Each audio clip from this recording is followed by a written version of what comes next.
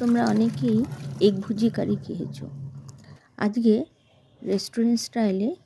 ছানার ভুজি কারি তৈরি করলাম। প্রথমে কড়াইয়ে সাদা তেল দিয়ে গরম মশলার ফোড়ন দিয়ে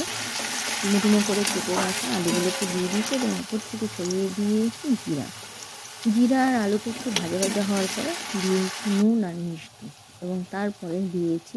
চেরা কাঁচা লঙ্কা আর কুচো করে কেটে রাখা টমেটো আর আলুটা ভালোভাবে মাখো মাখো হয়ে যাওয়ার পর আমি তাতে অ্যাড করছি জিরা গুঁড়ো, ধনে গুঁড়ো, হলুদ গুঁড়ো আর লঙ্কা গুঁড়ো। ওগুলোকে ভালো করে মিশিয়ে নিয়ে তার মধ্যে আমি অ্যাড করেছি টমেটো কেচাপটা দেওয়ার পরে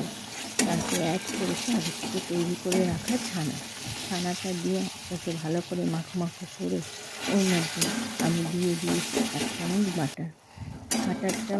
যেই মেল্ট হয়ে যাবে তার উপর দিয়ে ছড়িয়ে নিয়েছি